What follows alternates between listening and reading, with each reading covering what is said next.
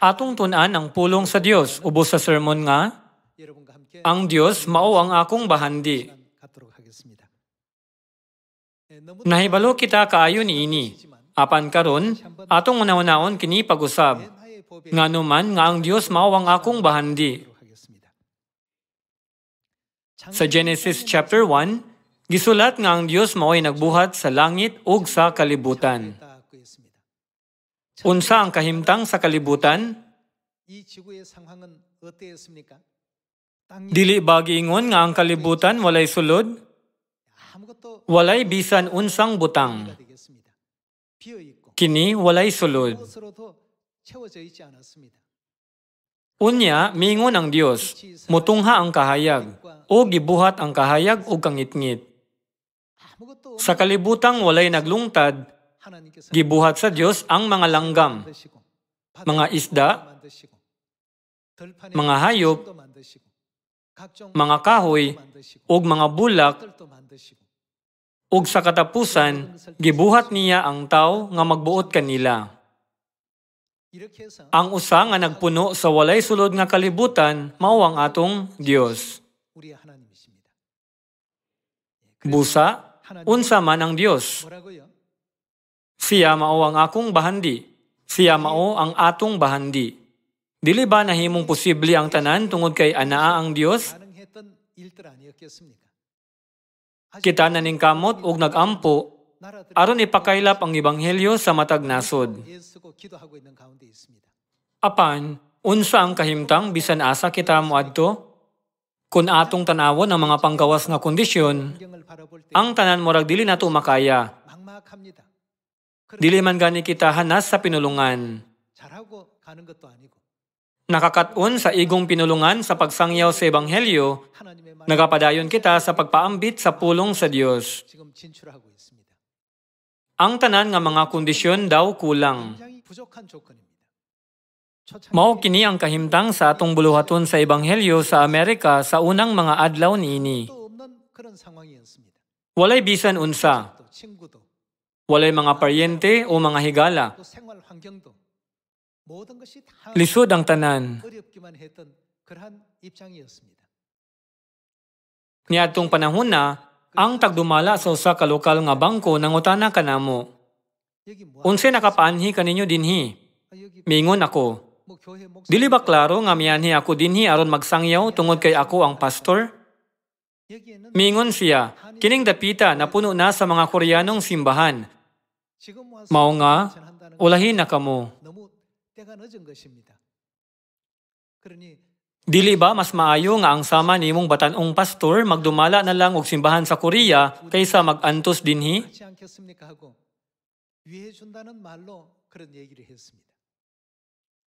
Apan, niatong taknaa, gingnan nako siya. Akong ipakita kanimo kung unsa ka mauswago ng among Church of God sa United States sulod sa musunod nga 5 ka tuig. Ang hitsura sa iyang mga mata miingon, nagpasagad ba kining batanon nga wala kasabot sa lokal nga sitwasyon? Apan, uban sa panalangin sa Dios, ang ebanghelyo nga nagsugod sa Los Angeles, dali nga mikaylap ngadto sa Chicago ug New York. Kini anaa sa kahimtang nga walay bisan unsa. Wala gayoy nagiya kanamo. Diha sa walay sulod nga kalibutan, ang Dios nagbuhat og mga kabukiran, mga kaumahan, mga kadagatan, ug tanang buhing binuhat sama sa mga isda, langgam, hayop, ug kahoy. Dili ba kita motuo sa Dios nga nagbuhat sa tanang butang gikan sa wala? Ug dili ba pinagi sa iyang sugo nga magsangyaw kita sa ebanghelyo? Kung kita mubuhat lamang sa pisikal nga panglantaw, ang buluhaton mahimong kapoy, ug kita maluya. Apan, kung kita adunay hustong kahibalo bahin sa Dios, ang Dios motugot kanato nga mamunga bisag walay mutabang kanato. Niining paagi ha, dili ba daghan ang mga miyembro sa Sion sa United States karon? Mausab sa Peru sa South America. Pagsugod namo, walay bisan unsa. Ang Ebanghelyo nagsugod sa yanong dapit sama sa lawak sa itaas ni Marcos. Apan ang Dios nagpadayon sa pagpadako nini. Gawas pa niini, gikan didto, gitugutan kita sa Dios sa pagpakailap sa Ebanghelyo sa tibuok South America. Busa, ang tinuod nga importante, mao kun ang Dios naguban ba kanato o wala. Dili kita angay mawad-an o kadasig tungod sa mga palibot. Ang Dios kanunay nga nagapuno sa maong mga palibot sa iyang daghang panalangin. Unsa ang nahitabo sa bato nga mibangga sa rebulto? Dili ba kini nag-ingon nga gipuno niini ang tibuok kalibutan? Ang bato naligid gikan sa usa ka bukid. Dili ba ang bato nagsimbolo kang Kristo? Ang kalibutan sa Ebanghelyo nga gihimo ni Kristo gipuno sa grasya sa Dios.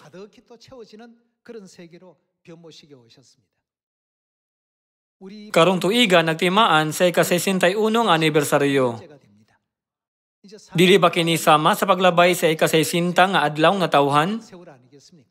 Gisugdan ni Amahan o ginahan ang Ebanghelyo sa gamay nga dapit sama sa itaas nga lawak ni Marcos. Apan, sila kanunay nag-ingon nga kini nga Ebanghelyo masangyaw sa Samaria o sa tibuok kalibutan. Sa dihang mingon si Amahan nga sa wala pagyoy bisan unsa, walay nakasabot niini. Nagunahuna kami nga ang Dios maghimo og pipila ka milagro. Sama sa liso sa mais nga may buto, og kalit na himong popcorn nga mas dako pa kaayo, nagunahuna kami, aduna ba'y kalit nga kabaguhan? Apan, ang Dios mianhi nining walay sulod nga kalibutan, og nagsangyaw sa Ebanghelyo matag usa. Karon, wala na'y syudad sa Korea nga walay Church of God. Dugang pa, gihatagan kita sa Dios o kahigayunan sa pagsangyaw sa kalibutan. Angay natong ikulit kini nga panalangin sa atong kasing-kasing. Busa, kung mulangyaw kamo aron magsangyaw, ayaw paghuna-huna, nganong wala pa may simbahan dinhi. Ingna hinoon, giandam kining lugar sa Dios aron mapuno sa panalangin. Bisan kinsa pa ang muadto, giandam na sa Dios ang tanan. Mao ka na ang atong padulngan karon. Bisan og murag walay butang nga nakab-ot dayon, gipuno na sa Dios ang tanan og miingon. Buhata ang buluhaton sa pagpuno ug makadawat kamo sa panalangin. Bisag gibuhat na sa Dios ang tanan, gihimo niya kini nga daw kitay nagbuhat. Busa, nang hinaot ako nga inyong mahinumduman nga ang kalibutan mapuno sumala sa pulong sa Dios. Atong tanawon ang Genesis chapter 1 verse 1.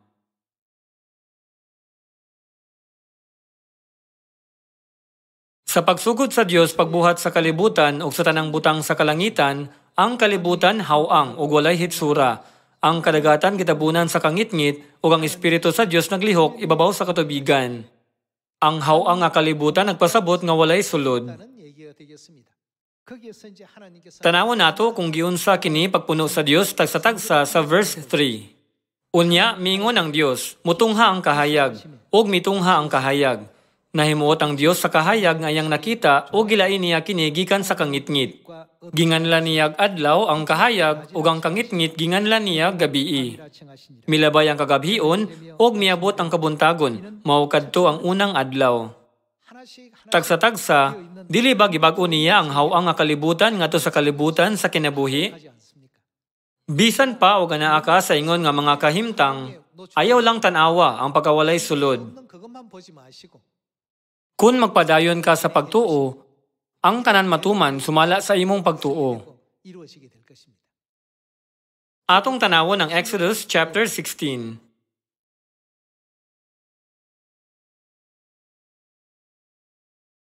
Sa Exodus chapter 16 verse 1 kini nahisulat. Ang tanang mga Israelita mibiya sa Elim, og sa ika-15 nga adlaw sa ikaduhang bulan sukad sila mibiya sa Ehipto, miabot sila sa kamingawan dapit sa Sin nga nahimutang sa tunga-tunga sa Elim ug sa Sinai. Sukad sila mibiya sa Rameses sa ika-15 nga adlaw sa unang bulan, eksaktong usa na ka bulan ang milabay sukad sila migawas sa Ehipto. Atong tanawon ang verse 2. Dito sa kamingawan nagbagulbol silang tanan kang Moises ug kang Aaron. Mingon sila, maayo pa hinuon kung gipamatay kami sa Ginoo dito sa Ehipto, kay didto makakaon kaming karne o ubang pagkaon kutob sa among gusto. Apan gidala ninyo kaming tanan nganhi sa kamingawan, aron patyon sa gutom. Bisan sa hinay nga paglakaw, ang panaw gikan sa Ehipto paingon sa Kanaan mahimo untang mahuman sulod sa 10 ka adlaw. Busa, nag-andam silag pagkaon nga igo sa usa ka bulan. Apan bisag human sa usa ka bulan, layo paghihapon ang ilang adtuan. Mga igsuon, sa inyong hunahuna, ngano nga nagreklamo ang mga tao? Nahadlok sila, kaya naa sila sa lugar nga walay bisan unsa. Sa katapusan, nanggawas ang mga reklamo. Nganong imo man kaming gidala sa kamingawan, aron mga matay kami sa kagutom? Ang katawhan nagbagulbol bato kang Moises, Aaron ug sa mga leader. Dili tungod kay wala sila makahibalo sa gahom sa Dios. Nasaksihan nila ang 10 ka katalagman sa Ehipto. Ilang nasaksihan na pagkabahin sa dagat nga pula. Nasinati nila ang katingalahang mga buhat nga walay tao nga makabuhat. Bisan pa ni Ana, sila gilamoy sa kahadlok sa pagkawalay bisan unsa. Kini nakapabugat pag-ayo sa ilang dughan ug nagpabalaka kanila. Kung mulangyaw kita, umuadto sa usa ka lugar aron magsangyaw, atong mahuna-huna, wala ko'y kaila dinhi o walay bisan usa ka miyembro ni ining dapita. Ang ideya nga wala, nagdalag kahadlok. Mga igsuon, dili ba kita nagsangyaw sa ebanghelyo sa Samaria o sa tibuok kalibutan nga nagtuman sa sugo sa Dios nga nagbuhat sa tanan gikan sa wala? Kinahanglan kitang mutuo nga ang ingong Dios kauban nato ug nga siya nagahimo sa mga butang aron ang tanan matuman. Apan, ang mga Israelita wala makakita niya na. Bisag nakasaksi silag daghang milagro, sa higayon nga wala nila kini makita, naghunahuna sila, walay bisan unsa. Nagdala kining kahadlok, ug ang maong kahadlok nagdala kanila sa pagbagulbol. Kinahanglan kitang mutuo nga ang Dios anaay giandam kanunay, bisan sa mga dapit nga daw walay bisan unsa.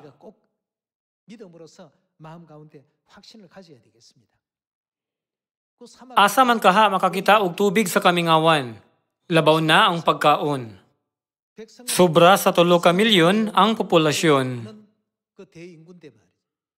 Adunay mga karnero, baka ug uban pang mga kahayupan. Giunsa nila pagpakaon kanila. Ang tanan daw lisod ug walay paglaom. Sa mga panahon nga sama niini, dili ba angay nga motuo kita sa Dios nga magbubuhat kaysa magreklamo? Dili ba tinuod nga ang ilang pagreklamo mitumaw tungod kay sila wala makaila pag-ayo sa Dios? Ang Dios nagmugna sa tanang mga butang sa walay sulod nga kalibutan. Walay pagkaon. Apan ang Dios naghatag kanilag mana kada adlaw. Mao nga wala gyud sila nagutman. Unsa man pod bahin sa tubig, gipadagayday sa Dios ang mga tuburan aron dili gayud sila uhawon. Sa usa ka palibot nga walay bisan unsa, kinsang nakahimo nining mga butanga? Siya mao ang atong Dios. Ang Dios mao gayud ang akong bahandi. Siya mao ang atong bahandi. Bisag nag-angkon kita nga nagalagad sa Dios, murag ignorante kayo ta sa Dios. Hunahunaa ang mga Israelita. Dili tungod sa kaluoy, maong gipagawa sila sa hari sa Ehipto, human sa 4 ka tuig nga pagkaulipon. Human niya na sinati ang gahom sa Dios pinagi sa 10 ka katalagman, iyang naamguhan nga moabot ang mga katalagman sa iyang nasod, kun padayon niyang pugnan ang mga Israelita. Dili ba tungod sa kahadlok maong iyang gibuhian sila? Wala ba kahibalo ang mga Israelita mahitungod niya itong 10 ka mga milagro? Kahibalo silang tanan niini. Sa dihang mitabok sila sa dagat nga pula, wala ba nila nakita ang taas nga tubig sama sa mga pader? Nakita nila kining tanan. Bisan pa nga nasinati nila ang tanan, nahadlok sila sa dihang nagkatubang sila sa kamingawan. Sa una namo nga pagsangyaw sa Ebanghelyo sa Europe, sa United States, o sa South America, wala gayoy bisan unsa. Murag walay tao sa among kiliran. Apan, kinsa ang kanunay nga anaa didto? Ang Dios nga nagbuhat sa tanan gikan sa wala. Kanunay naguban kanamo nga nagingon, bisan kini daw walay sulod, sa dili madugay kini mapuno.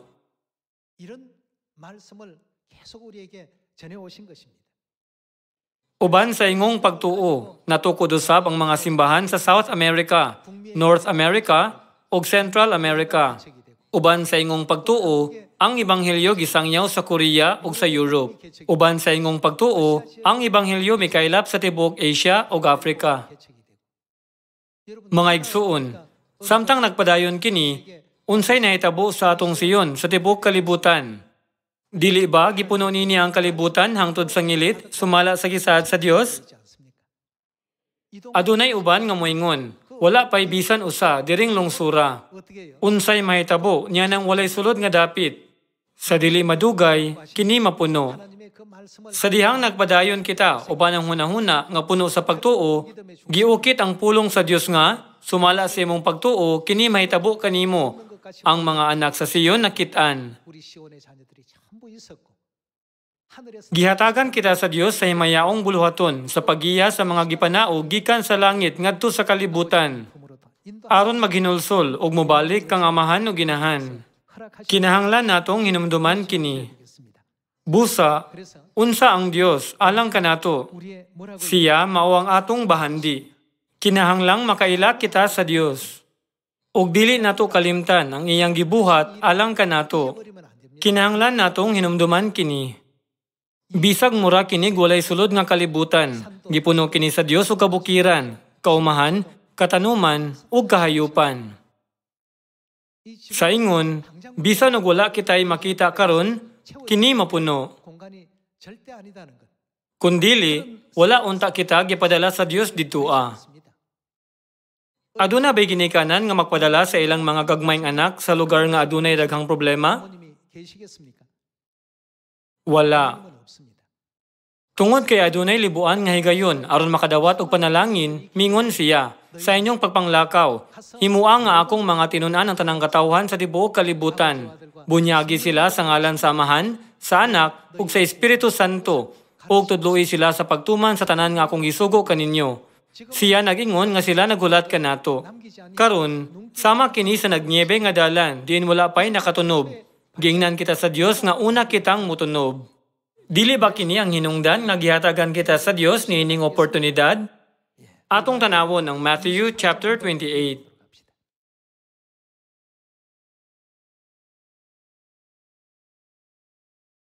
Atong tanawon ang Matthew chapter 28 verse 18. Miduol si Jesus ug mingon kanila, gihatag kanako ang tanang gahom sa langit ug sa yuta. Tungod niini, sa inyong pagpanglakaw, himua nga akong mga tinunan ang tanang katawhan sa tibuok kalibutan. Bunyagi sila sa ngalan sa Amahan, sa Anak, ug sa Espiritu Santo, ug tudloi sila pagtuman sa tanan nga akong gisugo kaninyo. O hinumdumi, ako maguban kaninyo sa kanunay, hangtod sa katapusan sa kalibutan. Kung ang Dios uban kanato, Unsa pa man ang atong kadlukan. 우리에게 무슨 두려움이 있겠습니까? Ang Dios mao ang atong bahandi. 어떤 Ang 사람은 uban mangutana, kun mutuo kita sa Dios, makahatag ba kana kanatog pan? Apan, hatagan gihapon og pan. Bisan tubig isip bonus o guban pa nga mga butang. Tungod ang mga tao wala kaila sa Dios o wala makasinati sa iyang mga buhat, kasagaran natong madungog ang ingong mga butanga gikan kanila. 그들의 입에서 그런 얘기들이 많이 나오고 있습니다만 Atong susihon ang kasaysayan nga gihimo sa Dios. 역사를 우리가 한번 찾아보도록 하겠습니다. Atong tanawon ang John chapter 6 verse 9. Sa John chapter 6 verse 9 kini nahisulat. Ani ay batang lalaki dinhi nga may 5 ka pan nga sibada ug 2 ka isda. Apan mag-unsa man kini alang ining daghang tao. 얼마나 되게 삼나이까? Dinhi, atong nakita nga 5,000 ka tawo ang nagsunod kang Hesus sa tibuok adlaw nga walay pagkaon. 예수님을 따라다니고 있었습니다. Mibatig kaluoy, gusto ni Hesus nga hatagan silag pagkaon ug nangutana sa iyang mga tinunan. Mitubag sila, ani ay batang lalaki nga adunay 5 ka pan nga sibada ug 2 ka isda. Unsa man kini para sa 5,000 ka tawo? 얼마나 소용이 되겠습니까? Ibutang nato nga ang 1 ka pan nga sibada kay 1 ka kananan. Dayon ang 5 ka pan nga sibada mahimong 5 ka kananan. O gibutang nato nga ang 1 ka isda kay 1 ka kananan. Dayon ang 2 ka isda mahimong 2 ka kananan. Moresulta kinig 7 lamang ka kananan. Sa unsang paagi nga kini makapakaon sa 5,000 ka tawo. 두 마리 Ang mga tinunan nakita lamang ang 5 ka pan nga sibada ug 2 ka isda. Apan gipalingkod sila ni Jesus, gipanalanginan ang pagkaon o gihatagan sila daghang pagkaon. Pila ka mga bukag ang nabiling pagkaon human makakaon ang tanan hangtod na busog? Adunay napulog 2 ka bukag nga nag-awas. Ang atong Dios kanunay nga nagbuhat sa tanan gikan sa wala. 유를 창조하신 하나님이십니다. 아무것도 없어서 Bisan sa mga sitwasyon nga daw imposibleng makabot ang bisan unsa, 언제나 nahimo gayud sa Dios ang tanan. 이루어 오셨습니다. 항상 우리는 Kulang kita sa tanang aspeto. 부족했습니다. 때로는 Adunay kakulang sa mga mambubuhat o kulang ang mga simbahan, apan sa wala pa nato nahibalaan, gipuno sa Dios ang simbahan sa tibuok kalibutan, sumala sa gipropesiya. 덕히 또 채워주셨고 예언대로 땅이 Ang kalibutan hawang ug walay sulod. 비어있는 곳에 Sama sa gipuno sa Dios ang walay sulod nga kalibutan sa tanang butang, ang Dios nagpuno sa tibuok kalibutan sa mga pulong sa ebanghelyo. 가득히 하나님께서 채워주시고 계십니다. 그리고 Gisugo usab kita nga sa inyong pagpanglakaw, himua nga akong mga tinunan ang tanang katawhan sa tibuok kalibutan. Bunyagi sila sa ngalan samahan, sa anak, ug sa Espiritu Santo. Ug tudloi sila pagtuman sa tanan nga akong gisugo kaninyo. O hinumdumi, ako maguban kaninyo sa kanunay hangtod sa katapusan sa kalibutan. 우리와 함께 할 것이다. 이 하나님이 Dili ba kini ang Dios nga atong Dios ang magbubuhat nga nagmando sa tibuok universo? 하시고 경영하시는 창조주 되신 하나님 아니시겠습니까? 그 하나님 Atong gisimba kana nga Dios. 모시고 있습니다. Ang Dios ba sa unang pag-anhi kalahi sa Dios sa ikaduhang pag-anhi? 다릅니까? Ang Diyos ba sa panahon sa Espiritu Santo lahi sa Diyos sa panahon sa Amahan o sa Anak? Kini kay pareho ra nga Diyos. Ang Diyos nga nagbahin sa dagat nga pula pinagi kang Moises mao ang atong Diyos. 우리의 하나님이십니다. Ang Diyos nga nagpakaon sa 5,000 ka tawo pinagi sa 5 ka pan nga sibada ug 2 ka isda mao ang atong Diyos. Kinahanglan natong masabtan kung unsang matanga sa Diyos ang atong gisimba. 잘 알게 될 때에 지금의 어떤 Dugang pa, 환경 처지 dili ba kita angay mutuo nga ang tanang butang mahimong abunda? 할지라도 Bisan pa nga ang atong kahimtang karon daw kulang o kabos? 믿어야 되지 않겠습니까? Atong tanawon ng Job chapter 22 verse 21.